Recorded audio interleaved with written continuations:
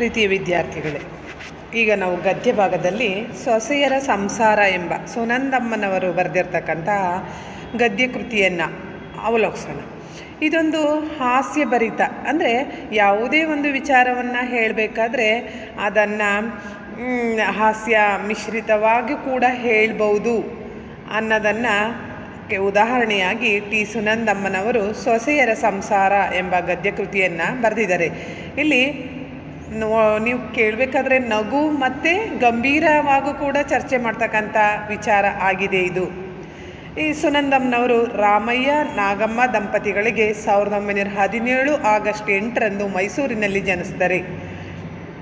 ಇವರು ಶ್ರೀಮಂತ ಮನೆತನದಲ್ಲಿ ಜನಿಸಿದ ಇವರಿಗೆ ಮನೆಯಲ್ಲೇ ಪಾಠ ಕಲಿತು ಲೋಯರ್ ಸೆಕೆಂಡರಿ ಇಂಟರ್ಮೀಡಿಯೇಟ್ ಪರೀಕ್ಷೆಗಳನ್ನು ಪಾಸ್ ಮಾಡಿ ನಂತರ ವಾಣಿ ವಿಲಾಸ್ ಕಾಲೇಜಿನಲ್ಲಿ ಶಿಕ್ಷಣವನ್ನು ಮುಂದುವರಿಸ್ತಾರೆ.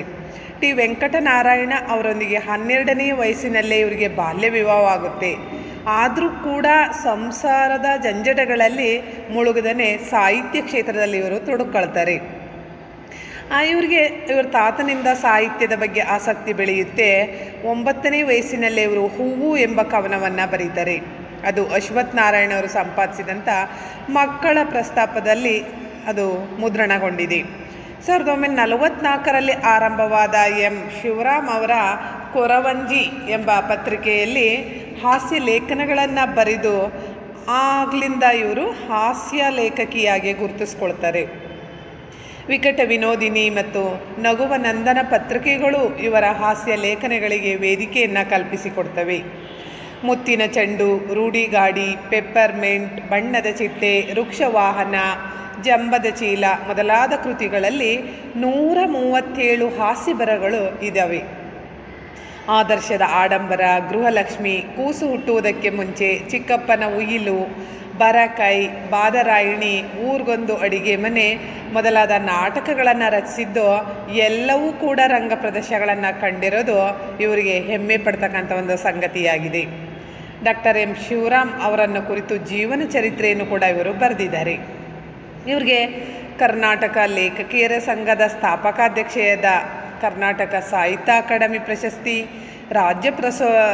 ಕನ್ನಡ ರಾಜ್ಯೋತ್ಸವ ಪ್ರಶಸ್ತಿ, ಸಾಹಿತ್ಯ ಸರಸ್ವತಿ ಗೌರವ ಸನ್ಮಾನ, ದಾನ ಚಿಂತಾಮಣಿ ಅತ್ತಿಮಬ್ಬಿ ಪ್ರಶಸ್ತಿ, ಚಂದ್ರಕಲಾ ಪ್ರಶಸ್ತಿ, ಅಖಿಲ ಕರ್ನಾಟಕ ಮಹಿಳಾ ಸಾಹಿತ್ಯ ಸಮ್ಮೇಳನದ ಅಧ್ಯಕ್ಷ ಸ್ಥಾನ ಇವರಿಗೆ ದೊರೆತಿದೆ. 1979ರಲ್ಲಿಯೇ ಇವರಿಗೆ ಸುನಂದಾಭಿನಂದನ ಎಂಬ ಸಂಭಾವನಾ ಗ್ರಂಥ ಕೂಡ ಅರ್ಪಿಸಲಾಗಿದೆ. ಇಂತಹ ಈ ಲೇಖಕರು ಪ್ರಸ್ತುತ ಸೊಸೆಯರ ಸಂಸಾರ ಎಂಬ ಹಾಸ್ಯ ಪ್ರಬಂಧವನ್ನು ಕನ್ನಡ ಸಾಹಿತ್ಯ ಪರಿಷತ್ತು ಪ್ರಕಟಿಸಿರ್ತಕ್ಕಂಥ ಹಾಸ್ಯ ಲೇಖನಗಳು ಎಂಬ ಕೃತಿಯಿಂದ ನಿಮಗೆ ಪಠ್ಯವಾಗಿ ಇದನ್ನು ಆರಿಸ್ಕೊಳ್ಳಲಾಗಿದೆ. ನಮ್ಮ ಅನೇಕ ಸಮಸ್ಯೆಗಳಿಗೆ ಇವತ್ತ ಆಹಾರ ವಿದ್ವಾಂಸರು, ಆರೋಗ್ಯ ತಜ್ಞರು, ವೈದ್ಯರು ಎಲ್ಲರೂ ಹೇಳ್ತಕ್ಕಂಥ ಒಂದು ಸಲಹೆ ಅಂದರೆ ನಗ್ನಗ್ತಾ ಇರಿ, ಸಮಸ್ಯೆ ಕೂಡ ಹಾಗೇ ಹಗುರವಾಗಿ ಮುಗಿದು ಹೋಗುತ್ತೆ. ಯಾವುದೇ ಒಂದು ಸಮಸ್ಯೆ ನಾವು ಗಂಭೀರವಾಗಿ ತಗೊಂಡು ಅದರ ಬಗ್ಗೆ ತುಂಬಾ ಚಿಂತೆ ಮಾಡಿ ಕರೆದು ಮಾಡೋದ್ರಿಂದ ಯಾವುದೇ ಸಮಸ್ಯೆ ಪರಿಹಾರ ಆಗಲ್ಲ. ಅದು ಯಾವ ಮಾರ್ಗದಲ್ಲಿ ಆಗಬೇಕೋ ಅದೇ ಮಾರ್ಗದಲ್ಲಿ ಆಗುತ್ತೆ. ಆ ಸಮಸ್ಯೆಗಳನ್ನು ಎದುರಿಸ್ತಕ್ಕಂಥ ರೀತಿ ಮುಖ್ಯ. ಉದಾಹರಣೆ ಗಂಭೀರ ಕಾಯಿಲೆಗಳಾಗಿರ್ಬೋದು, ಆರ್ಥಿಕ ಮುಗ್ಗಟ್ಟಾಗಿರ್ಬೋದು, ಸಾಮಾಜಿಕ ಮತ್ತು ಈ ಲೈಂಗಿಕ ಇಂಥ ಅನೇಕ ವಿಚಾರಗಳಲ್ಲೂ ಕೂಡ ನಮಗೆ ಆ ಬಗೆಹರಿಸಲಿಕ್ಕೆ ಅನೇಕ ಸುಲಭ ಮಾರ್ಗಗಳನ್ನು ನಾವು ಘಟನೆ ನಡೆದು ಹೋಗಿರುತ್ತೆ. ಆ ಘಟನೆ ನಡೆದಿದ ಮೇಲೆ ಅದನ್ನು ಬದಲಾಯಿಸ್ಲಿಕ್ಕಾಗಲ್ಲ. ಅದನ್ನು ಆದಷ್ಟು ಸುಲಭವಾಗಿ ಬಿಡಿಸ್ಕೊಳ್ತಕ್ಕಂಥದ್ದು ಇಲ್ಲಿ ಮುಖ್ಯವಾಗಿ ಕಾಣುತ್ತೆ. ಉದಾಹರಣೆ, ಒಂದು ಮುಳ್ಳಿನ ಗುತ್ತಿ ಮೇಲೆ ಹೋಗಿ ನಮ್ಮದೊಂದು ಬಟ್ಟೆ ಬಿದ್ದಿದೆ, ಆ ಬಟ್ಟೆಯನ್ನು ನಾವು ನಿಧಾನವಾಗಿ ತಗೋಬೇಕು. ನೀವು ಹೋಗಿ ಜೋರಾಗಿ ಬಟ್ಟೆಯನ್ನು ಎಳೆದ್ರೂ ಬಟ್ಟೆ ಹರಿದೋಗುತ್ತೆ, ಮುಳ್ಳನ್ನು ಜೋರಾಗಿ ಎಳೆದ್ರೂ ಕೂಡ ಬಟ್ಟೆ ಹರಿದೋಗುತ್ತೆ.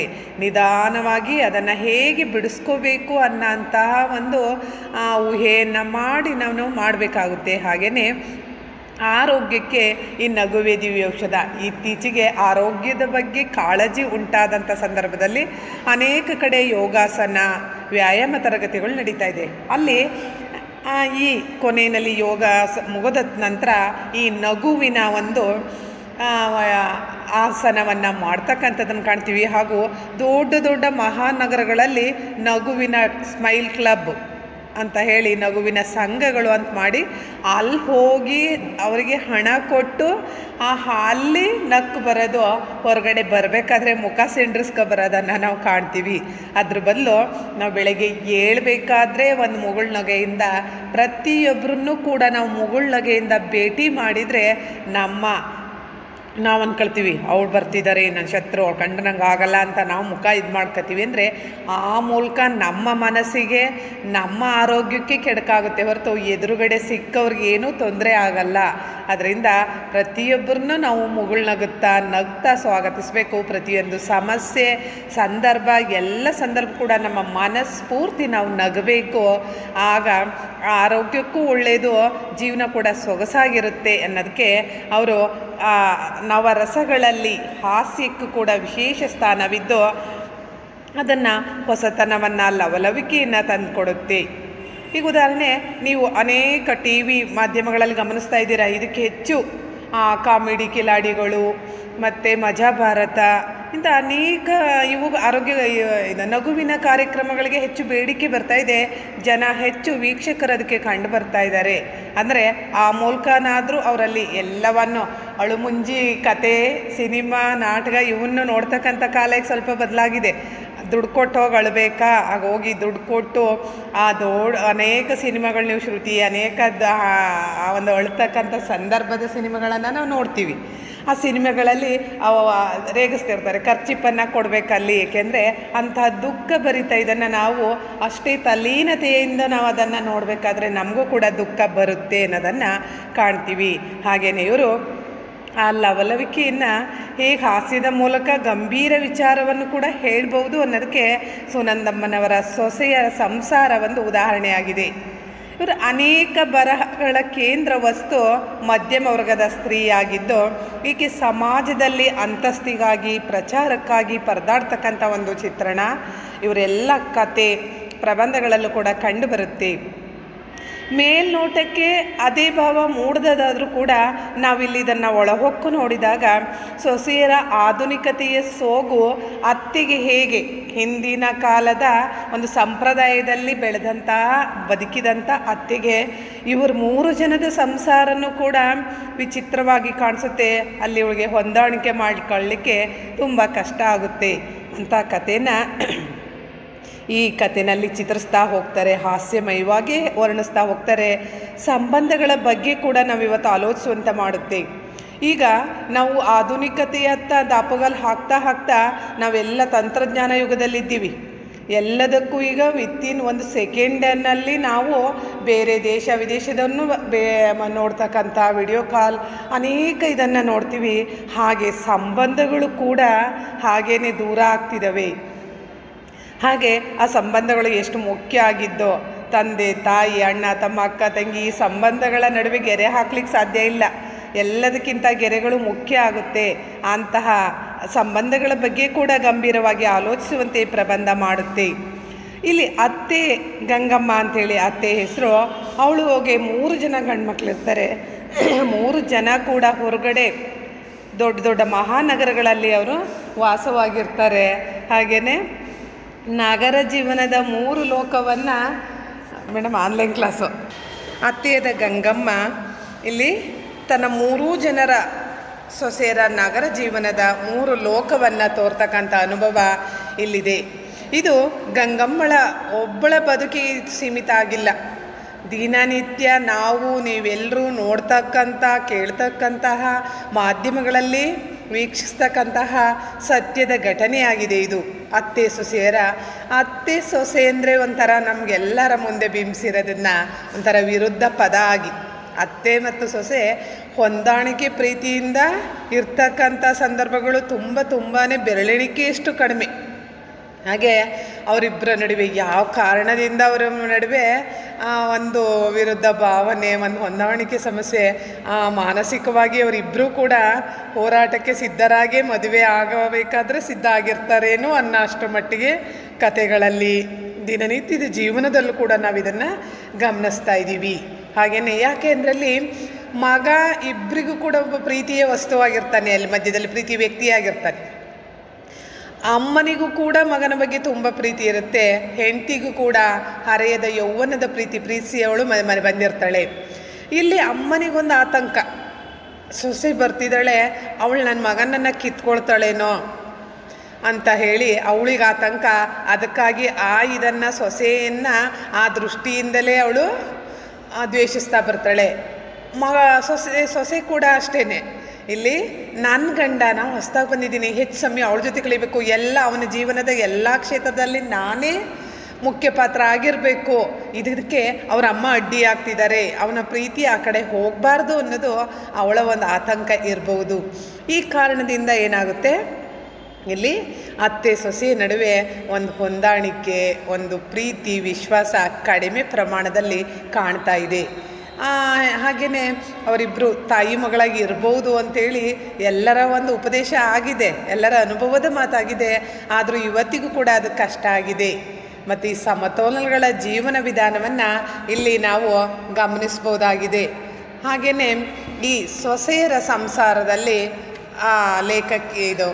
ಲೇಖಕಿ ಗಂಗಮ್ಮನ ಬದುಕನ್ನು ಹೇಳ್ತಾ ಹೋಗ್ತಾಳೆ. ಎಲ್ಲ ಜವಾಬ್ದಾರಿ ಮುಗಿಯೋವರೆಗೂ, ಮಕ್ಕಳನ್ನು ಓದಿಸೋವರೆಗೂ ಹಳ್ಳಿಯಲ್ಲಿ ಗಂಗಮ್ಮ ಬದುಕಿರ್ತಾಳೆ. ಹಳ್ಳಿನಲ್ಲಿ ಬದುಕಿದಂಥ ಸಂದರ್ಭದಲ್ಲಿ ಅವಳಿಗೆ ಬಿಡುವೆ ಸಿಕ್ಕಿರಲ್ಲ. ಆ ಜಮೀನಿನ ಕೆಲಸ, ದನ ಕರುಗಳು, ಇದರಲ್ಲಿ ಹೊರಗಡೆ ಹೋಗ್ಲಿಕ್ಕೆ ಸಮಯ ಸಿಕ್ಕಿಲ್ಲ. ಈ 3 ಜನ ಮಕ್ಕಳು ಜೀವನದಲ್ಲಿ ನೆಲೆ ನಿಂತಿದ್ದಾರೆ, ಎಲ್ಲರೂ ಸುಖ ಸಂಸಾರವನ್ನು ಪ್ರಾರಂಭಿಸಿದ್ದಾರೆ. ಆದರೂ ಅಮ್ಮನಿಗೆ ಒಂದು ಆಸೆ, ಹೋಗಿ ನನ್ನ ಮಕ್ಕಳನ್ನು ನಾನು ನೋಡ್ಕೊಂಡು ಬರಬೇಕು ಅನ್ನೋದು ಇವಳ ಒಂದು ಪ್ರೀತಿಯ ಒಂದು ವಿಷಯ ಆಗಿರುತ್ತೆ.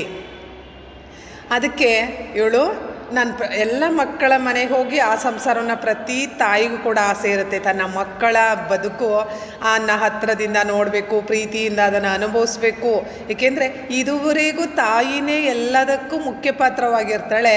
ಅದರಿಂದ ಈಗ ಅದನ್ನು ನೋಡ್ಬೇಕು ಹತ್ತಿರದಿಂದ ಅನ್ನೋದು ಅವಳ ಆಸೆ ಆಗಿರುತ್ತೆ. ಆದರೆ ಇಲ್ಲಿ ಗಂಗಮ್ಮ ಗಂಡನೊಂದಿಗೆ ಚರ್ಚೆ ಮಾಡ್ತಾಳೆ. ಚರ್ಚೆ ಮಾಡಿದ್ರೆ ಗಂಡ ಅಲ್ಲಿಗೆ ಪಟ್ಟಣಕ್ಕೆ, ಹಳ್ಳಿಲೇ ಬದುಕನ್ನು ಕಟ್ಕೊಂಡಂಥ ಜನಕ್ಕೆ ಪಟ್ಟಣದಲ್ಲಿ ಹೆಚ್ಚು ದಿನ ಕಾಲ ಕಳೀಲಿಕ್ಕಾಗಲ್ಲ. ಅಂಥ ಸಂದರ್ಭದಲ್ಲಿ ಆ ಗಂಡ ಅಲ್ಲಿಗೆ ಹೋಗಲಿಕ್ಕೆ ಇಷ್ಟಪಡಲ್ಲ. ನೀನು ಹೋಗ್ಬಾ, ನಾನು ಇಲ್ಲೇ ಇರ್ತೀನಿ ಅಂಥೇಳಿ ಅವಳನ್ನು ಕಳಿಸ್ಕೊಡ್ತಾನೆ. ಅವಳು ಅಲ್ಲಿಗೆ ಹೋದಂಥ ಸಂದರ್ಭದಲ್ಲಿ ಅವಳು ಮೊದಲು ಹೋದಂತಹ ಮಗನ ಮನೆಯ ಅನುಭವವನ್ನು ಅವಳು ಹೇಳ್ತಾ ಹೋಗ್ತಾಳೆ. ಅಲ್ಲಿದ್ದ ಹಾಗೆ ನಾವು ಅದನ್ನು ಅಭ್ಯಾಸ ಮಾಡ್ತಾ ಹೋಗೋಣ. ಅವಳು ಆ ಸೊಸೆ, ಮೊದಲಿಗೆ ಹೋದಂತಹ ಸೊಸೆ ಹೆಸರು ಶಾಂತ ಅಂತ, ಆ ಶಾಂತನನ್ನು ಕೇಳ್ತಿದ್ದಾಳೆ. ಇದೇನೇ ಶಾಂತ? ಆ ಸೊಸೆ ಹೇಳ್ತಾಳೆ, ಗೋಧಿ ಗಂಜಿ ಅತ್ತೆ. ಯಾಕೆಂದರೆ ನಮ್ಮದು ಒಂದು ಆದರ್ಶ ಸಂಸಾರ ಆಗಿದೆ, ನಾವು ಕೆಲವೊಂದು ಉದ್ದೇಶಗಳನ್ನು ಇಟ್ಕೊಂಡಿದ್ದೀವಿ. ಅದು ಏನು ಅಂದರೆ ಮಿತವ್ಯಯ ಮಾಡೋದು, ಯಾವುದನ್ನು ದುಂದು ವೆಚ್ಚ ಮಾಡದೇ ಆದಷ್ಟು ಹಣಕಾಸು ಎಲ್ಲವನ್ನು ಉಳಿತಾಯ ಮಾಡ್ತಕ್ಕಂಥ ಇದನ್ನು ಇಟ್ಕೊಂಡಿದ್ದೀವಿ. ಅದರಿಂದ ನಾವು ನಮ್ಮ ಮನೇಲಿ ಯಾವುದಕ್ಕೂ ಕೂಡ ಹೆಚ್ಚಾಗಿ ನಾವು ಖರ್ಚು ಮಾಡಲ್ಲ, ಯಾವುದನ್ನು ಕೂಡ ವ್ಯರ್ಥ ಆಗಲಿಕ್ಕೆ ಬಿಡಲ್ಲ. ಎಷ್ಟು ಬೇಕು ಅಷ್ಟೇ ಮಾಡ್ತೀವಿ.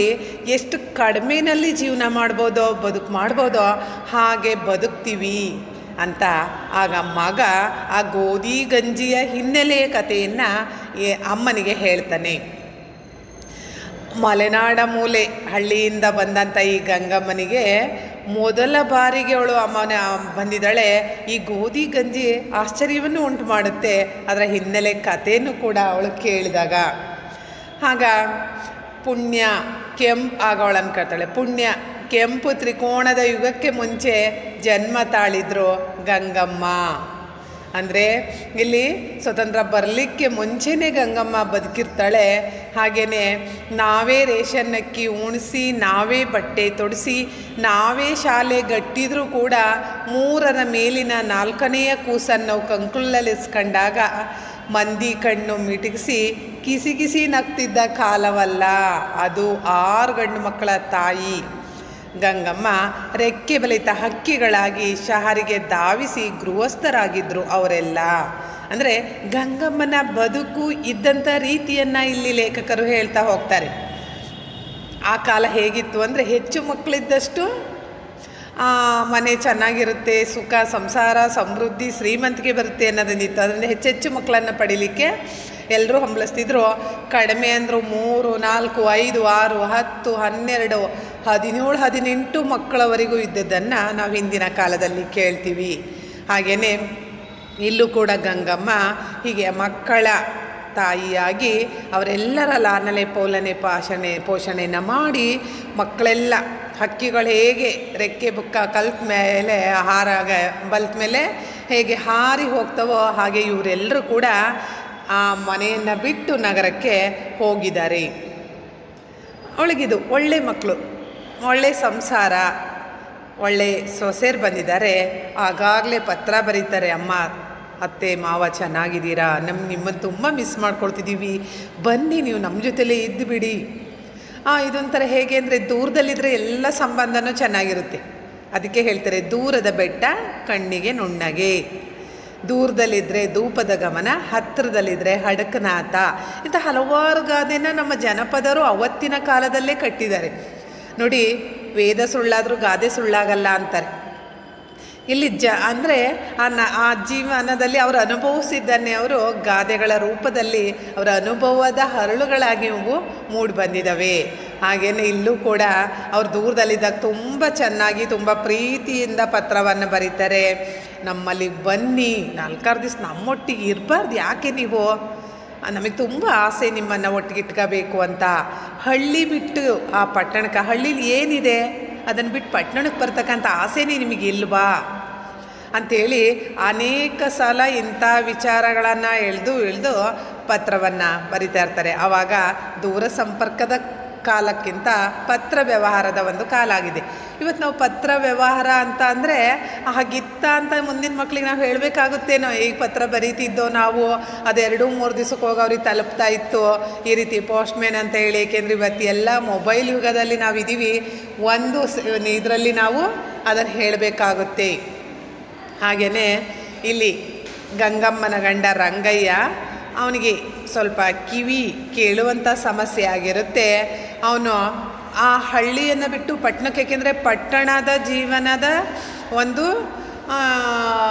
ಹೊಂದ್ಕೊಂಡು ಹೋಗೋದು ಒಂದು ಸಮಸ್ಯೆ, ಹಾಗೂ ಅವನಿಗೆ ಏನೂ ಪರಿಚಯ ಇಲ್ಲ, ಅಲ್ಲಿ ಬದುಕಲಿಕ್ಕೆ ಕಷ್ಟ ಅಂಥೇಳಿ ನಾನು ಯಾವುದೇ ಕಾರಣಕ್ಕೂ ಊರನ್ನು ಬಿಟ್ಟು ಹೋಗಲ್ಲ ಅಂದಾಗ ಗಂಗಮ್ಮ ನೀವು ಇಲ್ಲೇ ಸಾಯ್ರಿ ಅಂತ ಹೇಳಿ ಮಕ್ಕಳ ಬದುಕನ್ನು ಅನುಭವಿಸ್ಲಿಕ್ಕೆ ನೋಡಲಿಕ್ಕೆ ಪ್ರೀತಿಯಿಂದ ಒಬ್ಬಳೇ ಬೆಂಗಳೂರು ಬಸ್ಸನ್ನು ಹತ್ತಿದ್ದಾಳೆ.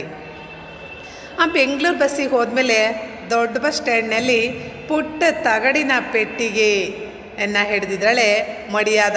ಆಗಿನ ನೋಡಿ, ಈಗಿನ ಕಾಲಕ್ಕೂ ಆಗಿನ ಕಾಲಕ್ಕೂ ಎಷ್ಟು ವ್ಯತ್ಯಾಸ ಇದೆ ಅಂತ ಗಮನಿಸಿ. ಇಲ್ಲಿ ತಗಡಿನ ಪೆಟ್ಟಿಗೆ ಅಂದರೆ ಕಬ್ಬಿಣದ ಪೆಟ್ಟಿಗೆಗಳು ಬರ್ತಾ ಇದ್ದವಾಗ ಆ ಪೆಟ್ಟಿಗೆಗೆ 4 ಬಟ್ಟೆ, ಆ ಮಗನಿಗೆ ಕೊಡಬೇಕಾದಂಥ ಅನೇಕ ತಿಂಡಿಗಳು ಇವನ್ನ ಒಂದು ಮಡಿಗಂಟಲ್ಲಿ ಬಟ್ಟೆ ಗಂಟಿನಲ್ಲಿ ಕಟ್ಕೊಂಡು ಅವಳಿಗೆ ಇಳಿದಿದ್ದಾಳೆ.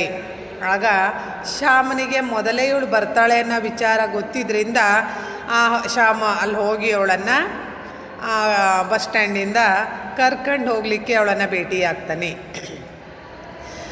ಆಗ ಅವಳು ಹೇಳ್ತಾನೆ, ಅಮ್ಮ ಮನೆ ತುಂಬ ಹತ್ತಿರದಲ್ಲಿದೆ, ನಾವೇನು ಆಟೋದಲ್ಲೆಲ್ಲ ಹೋಗೋದು ಬೇಕಿಲ್ಲ, ಹಾಳು ಆಟೋ ರಿಕ್ಷಾ ಇದ್ದಾವಲ್ಲ ಅವು ನಮ್ಗೆ ಅಭ್ಯಾಸನೇ ಇಲ್ಲ, ಮನೆ ಹತ್ತಿರ ಇರೋದ್ರಿಂದ ನಾವು ಆದಷ್ಟು ಈ ನಡೆದೇ ಇದು ಮಾಡ್ತೀವಿ, ನಡೆಯೋದು ಆರೋಗ್ಯಕ್ಕೂ ಒಳ್ಳೆಯದು, ಮತ್ತು ಸುಮ್ಮನೆ ದುಡ್ಡು ಯಾಕೆ ವೇಸ್ಟ್ ಮಾಡಬೇಕು ಅಂತ ಹೇಳಿ ಅದಲ್ದೇ ಸಿಕ್ಕಾಬಟ್ಟೆ ಕುಲುಕುತ್ತೆ ಅದು ರೋಡ್ನಲ್ಲಿ ಅಂತ 1.25 ಮೈಲಿಯನ್ನು ಹೆಚ್ಚು ಕಮ್ಮಿ ಅರ್ಧ ಗಂಟೆ ಮೇಲೆ ಅಮ್ಮನನ್ನು ನಡೆಸ್ಕೊಂಡು ಮನೆಗೆ ಕರ್ಕೊಂಡು ಹೋಗ್ತಾನೆ.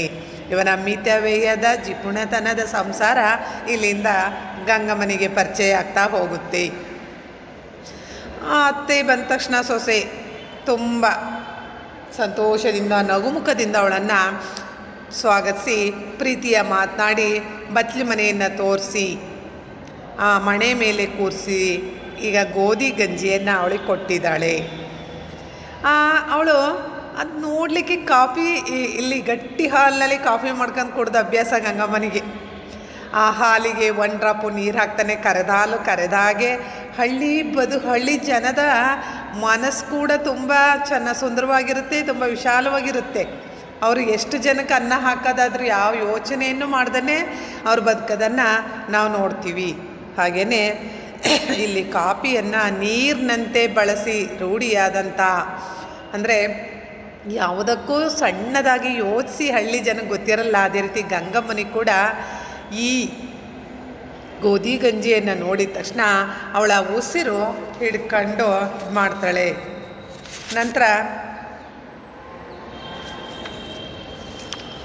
ಗೋಧಿ ಗಂಜಿ ಆದರ್ಶ ಸಂಸಾರದ ಆದರ್ಶ ಪದ್ಧತಿಗಳೊಂದು ತುಣುಕು, ಅಲ್ಲೊಂದು ಅಂಶ ಅದು. ಗೋಧಿ ಗಂಜಿಯನ್ನು ಕುಡಿದು ಅದು ಇದ್ಲು ಸೀಮೆಎಣ್ಣೆ ಉಳಿತಾಯಕ್ಕೆ ಅಂತ ದಿನಕ್ಕೆ 9 ಅಡುಗೆ, ಒಂದೇ ಸಮಯ ಊಟ, ಕಟ್ಟಿಗೆ ಉಳಿತಾಯಕ್ಕೆಂದು ತಣ್ಣೀರು ಸ್ನಾನ. ಸೌದೆನ ಹಳ್ಳಿ ಕಡೆ ದೊಡ್ಡ ದೊಡ್ಡ ಅಂಡೆಗಳಲ್ಲಿ ಸೌದೆಗಳನ್ನು ಒಟ್ಕೊಂಡು ಅಡುಗೆ ನೀರನ್ನು ಕಾಯಿಸ್ಕೊಂಡು ಬೆಳಗ್ಗಿಂದ ಸಂಜೆ ತನಕ ಅವ್ರ ಮನೇಲಿ ಬಿಸಿ ನೀರಿನ ವ್ಯವಸ್ಥೆ ಇರುತ್ತೆ ವಯಸ್ಸಾದವ್ರಿಗೆ, ಹಾಗೂ ಅಲ್ಲಿನ ವಾತಾವರಣಕ್ಕೆ ಬಿಸಿ ನೀರಿನ ಅವಶ್ಯಕತೆ ಇರುತ್ತೆ.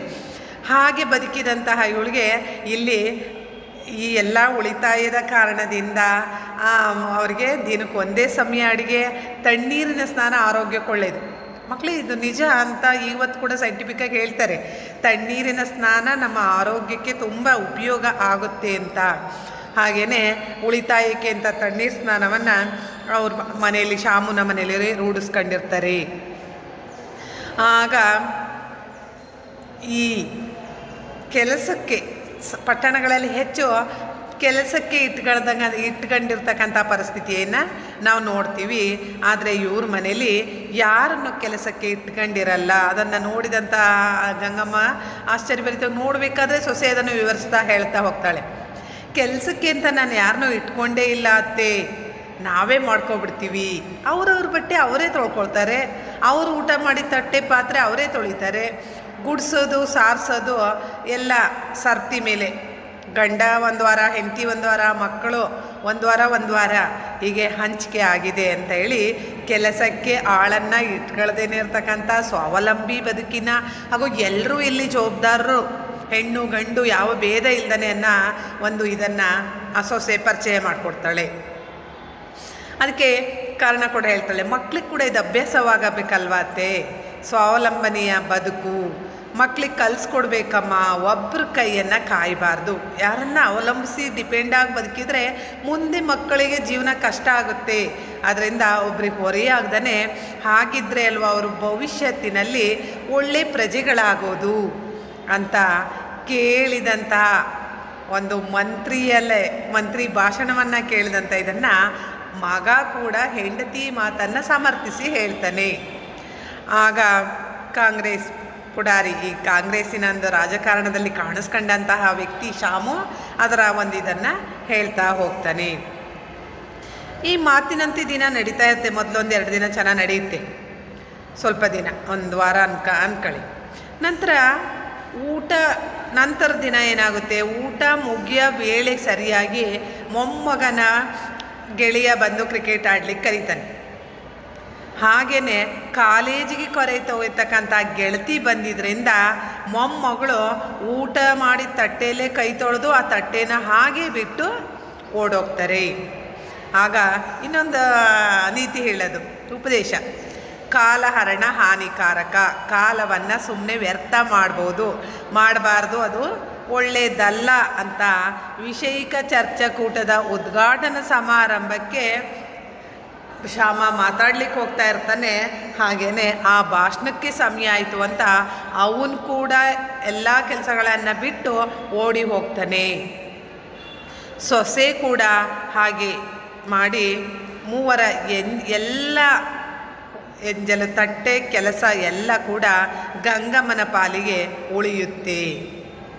ಆಗ ಶಾಮು ದಿನವಿಡೀ ಅವನು ಪಾರ್ಟಿ, ಮೀಟಿಂಗು, ಸಭೆ ಸಮಾರಂಭಲ್ಲಿ ಹೋಗ್ತಾ ಇರ್ತಾನೆ.